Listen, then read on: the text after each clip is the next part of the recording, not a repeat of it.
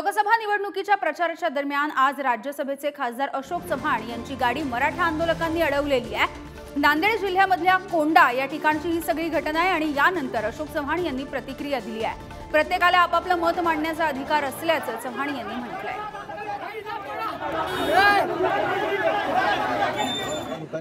नारेबाजी केली असेल तर करू द्या, काही माझं काही म्हणणं नाहीये, परंतु निवडणुकीमध्ये प्रत्येक राजकीय पक्षाला आपली भूमिका मांडण्याचा अधिकार आहे। आम्ही सुद्धा मराठा आरक्षणाच्या समर्थनार्थच आम्ही काम केलेलं आहे आणि पुढेही करत राहू।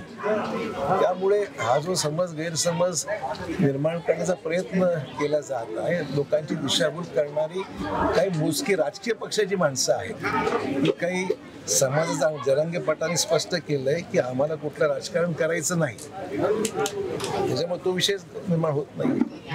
ही चळवळ बदनाम करण्याचा प्रयत्न काही लोक दुर्दैवाने करत आहेत, हा त्यातला खरा भाग आहे।